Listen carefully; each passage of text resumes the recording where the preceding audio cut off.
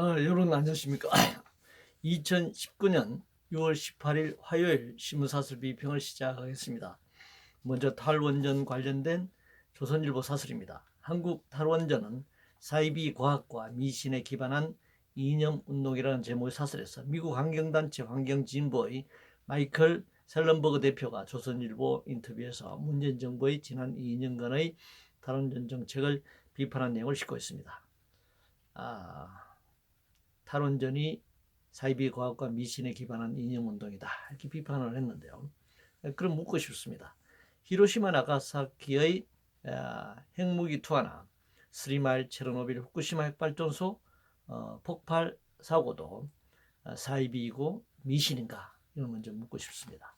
일고의 가치도 없는 주장을 지금 했고, 그것을 조선일보가 지금 사설로 실었습니다.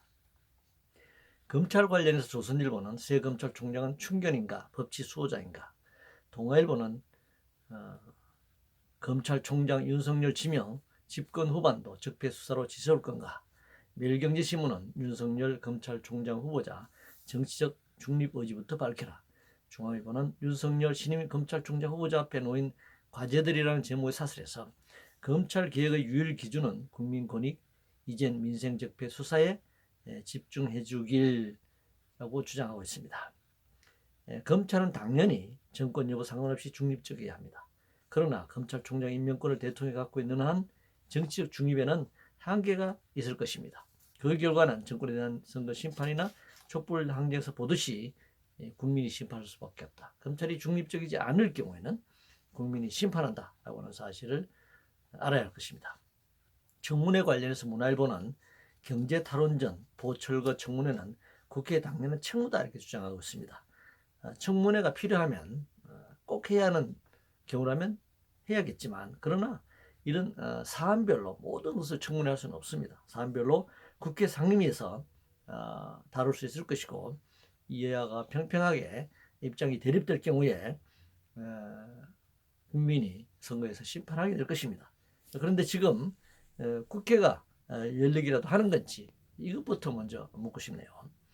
규제개혁 관련해서 조선일보는 예상대로 말과 쇼뿐이었던 규제개혁, 한국경신문은 경제단체들은 규제의 필요성 제대로 설득하고 있나라는 제목의 사설에서 정부 정치권 방문, 성과 못 낸 채 보여주기에 그치기 일수이다, 당국 납득시킬 디테일 개발하고 지속적인 물밑 대화가 필요하다 이렇게 주장하고 있습니다. 매일경제신문은 기업 국민 골병만 들고 있다는 대한상인 회장의 하소연을 제목으로 뽑았네요. 정부 관료나 정치인이 자기 마음대로 규제를 개혁하고 말고 할 사안은 아니라고 생각합니다. 규제라고 하는 것은 헌법과 법률에 따라야 합니다. 한반도 비핵화 관련해서 동아일보는 20일 방북 시진핑 비핵화 회방꾼은 되지 말아야, 문화일보는 중정상은 1차 북 핵실험 뒤 첫 방북, 한미동맹은 더 균열되어 있다. 중앙일보는 시진핑 방북, 북핵 협상 복원의 계기로 만들어야 한다 라는 제목의 사설에서 북한이 국제사회가 고개를 끄덕일 만한 비핵화 조치를 선제적으로 단행하도록 시진핑 정부를 설득하도록 해야 한다 이렇게 주장하고 있습니다. 한반도 비핵화 관련 중국이 북한에 영향을 행사할 수는 있지만 당연히 제한적일 수밖에 없죠.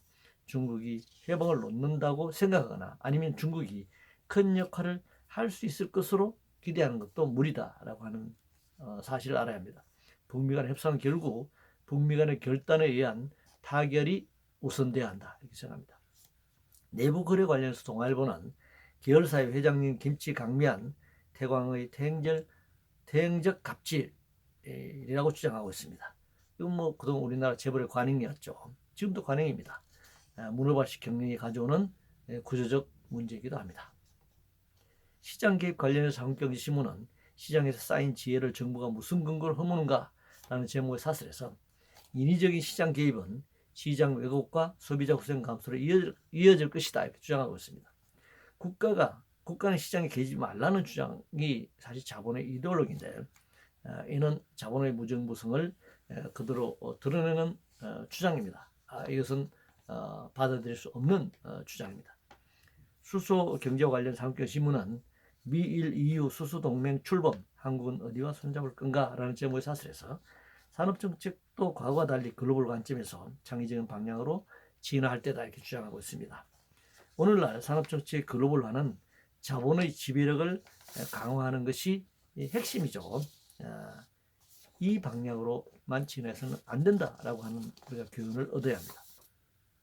최저임금 관련해서 매경신문은 최저임금 처벌 유예기한 종료 후 폭풍 어떻게 할 건가라는 제목을 사설해서 평균 연봉이 1억 원 가까운 회사에서 수천 명의 최저임금 미달 사례가 발생하고 있다.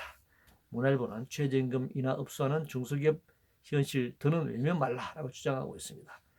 대기업에서 최저임금 미달 사태가 벌어지는 것은 기본급 단가를 낮게 책정한 때문이고, 이는 저임금 장시간 노동 체제를 통해 이윤을 극대화하기 위한 자본의 조치였죠. 그건 최저임금 인상하라는 노동자들의 책임이 아닙니다. 최저임금은 노동자들의 최소한의 인간노 삶을 보장하는 최저선입니다. 중소기업이 어려운 이유를 나열하고 가장 어려운 이유로 대기업에 의한 원하청 수탈 구조부터 건절하는 데서 찾아야 할 것입니다. 이상으로 2019년 6월 18일 화요일 신문사설 비평을 모두 마치겠습니다.